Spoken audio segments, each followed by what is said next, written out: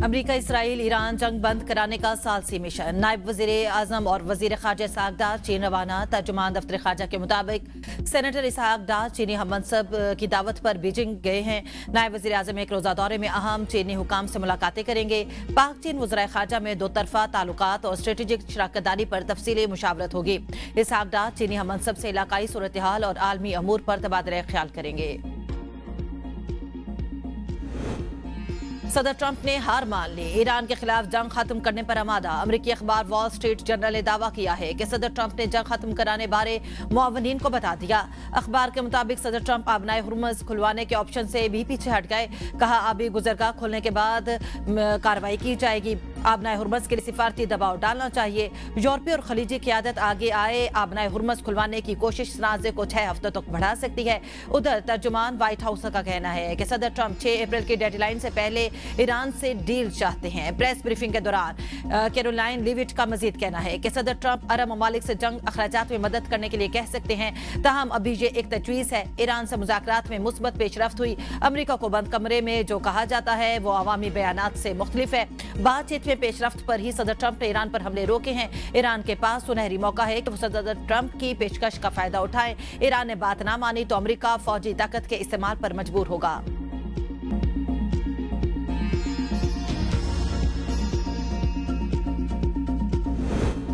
अमरीकी वजीर खारजा Marco Rubio कहते हैं कि जंग के इख्तिताम पर आबनाए हुर्मुज़ को हर सूरत खोला जाएगा। ईरान को किसी सूरत कंट्रोल की इजाजत नहीं देंगे, चाहे इसकी रजामंदी शामिल हो या न हो। ईरान आबनाए हुर्मुज़ पर टैक्स लगाने और मुस्तकिल कंट्रोल संभालने की धमकियां दे रहा है। सदर ट्रंप के पास मुख्तलिफ ऑप्शंस मौजूद हैं। अमरीका ने हमेशा मसले को मुज़ाकरात और सफारती जराए से हल करने की तरजीह दी। ईरान में कुछ लोग पहले आने वालों से मुख्तलिफ अंदाज में बात कर रहे हैं। ईरानी हुकूमत अपने वसाइल हिजबुल्लाह, हमास और इराक में शिया मिलिशियाओं की हिमायत पर खर्च कर रही है और बिला जरूरत पड़ोसी ममालिक को धमका रही है। ईरानी सदर मसूद पज़ेश्कियान ने दो टोक पैगाम में कहा कि जंग के खात्मे का कोई भी फैसला हमारी शराइत पर होगा। जंग तमाम हालात को मद्देनजर रखकर खत्म की जाएगी। मुल्क की हिफाजत और सलामती के लिए मुसल्लह अफवाज का किरदार तारीखी है। ईरानी सदर ने मुफादात का हर कीमत पर तहफ़्फ़ुज़ करने का अज़्म का इजादा किया। वज़ीर ख़ारजा अब्बास इराक़ची ने कहा कि अमरीकी फोर्सेस का खिते से निकलने का वक्त आ गया है।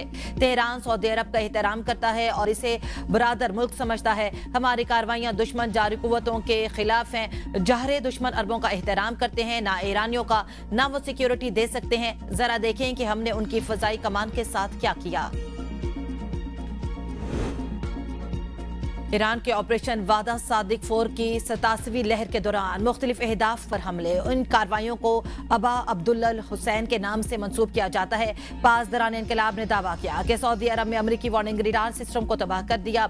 मुत्तहिदा अरब अमारात में अमरीकी कमांडर सेंटर को निशाना बनाया गया। मिनहाद बेस के बाहर कायम एक खुफिया मरकज पर हमले के वक्त 200 से ज्यादा अमरीकी अफसरान मौजूद थे।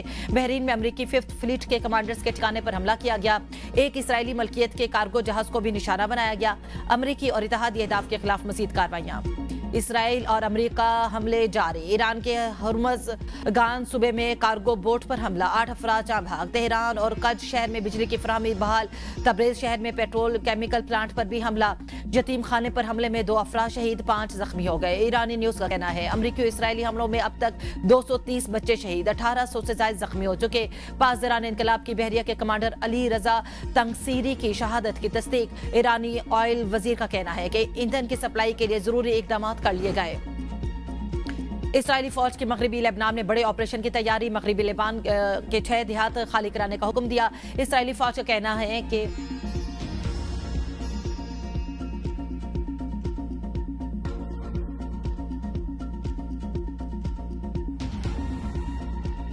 अरब मीडिया के मुताबिक इसराइल हमलों के बायस अब तक 12 लाख लेबनानी शहरी बेघर हो चुके हैं। पनाहगाहें मुकम्मल भर गई। मजीद गुंजाइश नहीं। हिजबुल्लाह के हमलों में इसराइल को भारी जानी नुकसान का सामना। गुज़श्ता 24 घंटे के दौरान 3 फौजियों की हिलाकत की तस्दीक। सुबह की स्मार्ट लॉकडाउन की मुखालफत के फैज़शारी के लिए सख्त इकदाम का आज़म। तवानाई और ईंधन की बचत के लिए इकदाम पर मुकम्मल अमल दमावत। मुश्किल वक्त में कमजोर तबकात को तनहा नहीं छोड़ा जाएगा। Money laundering case Islamabad high court में डॉक्टर फजीला अब्बासी की 1 लाख रुपए की मचलकुम पर अबूरी जमानत बहाल। जस्टिस मोहम्मद आजम खान ने अबूरी जमानत बहाल करके ट्रायल कोर्ट से रुजू की हिदायत कर दी। वकील नईम बुखारी ने दलाइल में कहा, डॉक्टर फजीला अब्बासी 3 मरतबा अदालत पेश हुई, 1 मरतबा मेडिकल सर्टिफिकेट जमा कराने पर जमानत खारिज। चकवाल के इलाके ढाब मोड़ के करीब 2 कारों में तसादुम, 2 अफराद जहाँ 4 जख्मी हो गए। हादसा तेज रफ्तारी के बाद पेश आया, जख्मी और लाशें अस्पताल मुंतकिल।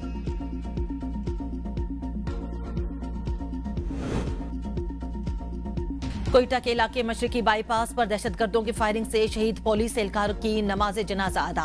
नमाज जनाजा में IG police Mohammad Tahir, DIG Quetta, शोहदा के अहले खाना और दीगर अफसरान शरीक हुए। पुलिस एहलकार गुज़श्ता रोज शहीद हुए थे।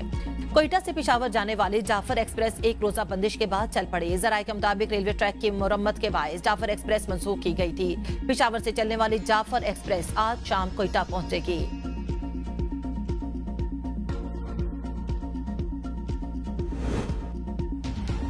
मानसेरा के इलाके ओगी में दरबंद रोड पर लैंडस्लाइडिंग के बायस मरकजी शाहराह बंद। ट्रैफिक का निजाम बदरम भरम, गाड़ियों की लंबी कतारें, मुतबादल रास्ते न होने के बायस मुसाफिरों को मुश्किलात का सामना। बर वक्त मशीनरी न पहुंचने पर सूरत हाल मजीद संगीन होने का खदशा है।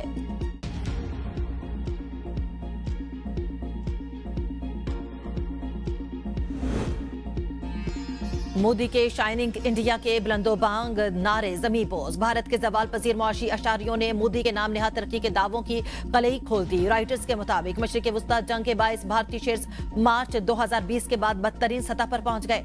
भारतीय बैंकों के हिस्स में 2.5% तक की कमी, निजी शोबा 3 साल की कमजोर तरीन शरह नमू पर पहुंच गया।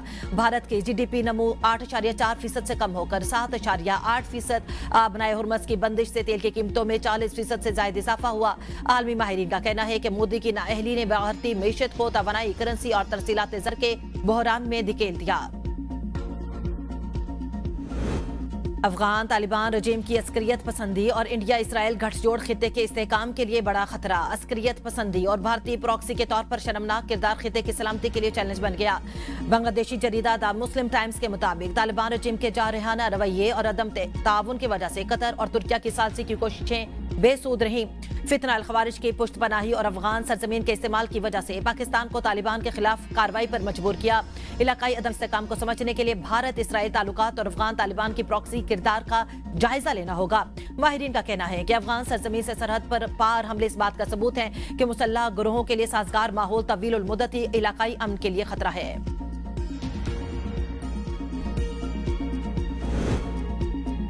ISPR ने जुर्रत के निशान की सनसनीखेज किस्त रिलीज कर दी। पाक फौज के जवानों की दहशतगर्दी के खिलाफ बेमिसाल बहादुरी को कौम की जानिब से खैराज तहसीन पेश। ये कहानी मेजर अली शहीद और हवलदार निसार शहीद की जुर्रत की दास्तान है। इन जरीद जवानों ने योब में एक खतरनाक इंटेलिजेंस बेस्ड ऑपरेशन में दुश्मन का मुकाबला किया। इन जरीद जवानों ने फितना अल खवारिज के दहशतगर्दों को न सिर्फ रोका बल्कि वासिले जहन्नुम भी किया। मासूम शहरियों को बचाया और हमेशा के लिए कौमी हीरोज में अपना नाम लिखवा लिया। सेंट्रल कॉन्ट्रैक्ट की खिलाफ वर्जी, नसीम शाह पर 2 करोड़ रुपए जुर्माना। फास्ट बॉलर ने माफी मांग ली। तहकीकात और शवाहिद के जायजे के बाद कमेटी ने करार दिया कि नसीम शाह सेंट्रल कॉन्ट्रैक्ट की मुतादिद शिकों और सोशल मीडिया गाइडलाइंस के खिलाफ वर्जी का मुर्तकिब हुए, जिस पर उनको जुर्माना किया गया। नसीम शाह का सोशल मीडिया एडवाइजर भी बरतरफ। नसीम शाह ने एक्स पर जारी बयान में कहा, मेरी सोशल मीडिया टीम की जानिब से मेरे अकाउंट से पोस्ट की गई थी जो मेरे ख्यालात की अक्कासी नहीं करती। मुतासिर होने वाले तमाम अफराद से मुआज़रत खां हूं। गेंद से छेड़छाड़, फखर जमान केस की दूसरी समाअत मुकम्मल, पाबंदी लगने का इम्कान। PSL 11 में गेंद से छेड़छाड़ पर लाहौर कलंदर्स के फखर जमान पर लेवल 3 जुर्म का चार्ज किया गया था। फखर जमान का मौकिफ सुनने के बाद अब मैच रेफरी फैसले से आगाह करेंगे। PCB एलामिया में कहा गया कि फखर ने PSL के प्लेइंग कंडीशंस की खिलाफ वर्जी की। मैच रेफरी रोशन महानमा में डिसिप्लिनरी समाअत की। कराची किंग्स के इनिंग्स में गेंद की हालत में तब्दीली पर लाहौर कलंदर्स को 5 रन की प्लेंटी का सामना करना पड़ा। जराये का कहना है फखर जमान पर 3 या उससे ज्यादा मैचेस की पाबंदी लग सकती है। शाहीन शाह अफरीदी ने बॉल टेम्परिंग के मामले पर कहा, गेंद की हालत तब्दील किए जाने के मामले का इल्म ना था। लाहौर कलंदर्स के कप्तान, मुझे इस बारे में कुछ मालूम नहीं, हमें वीडियो देखकर फैसला करेंगे कि असल में क्या हुआ। अंपायर्स के फैसले के बाद टीम के पास इसे कबूल करने के सिवा कोई चारा नहीं था। PSL 11 में शाहीन और सिकंदर रजा पर सिक्योरिटी हिसार की खिलाफ वर्जी का इल्जाम। लाहौर कलंदर्स का एक्शन, शाहीन शाह आफरीदी पर 10 लाख जुर्माना आयद कर दिया। लाहौर कलंदर्स ने फैसले से पाकिस्तान क्रिकेट बोर्ड को आगाह कर दिया। इलामे में कहा गया, फ्रेंचाइज ने मामले की अंदरूनी तौर पर मुकम्मल तहकीकात की। मामला किसी दानिस्ता खिलाफ वर्जी के बजाय एक गलत फहमी का नतीजा था। वाकये को बढ़ा चढ़ाकर और हकाइक से हटकर पेश किया गया।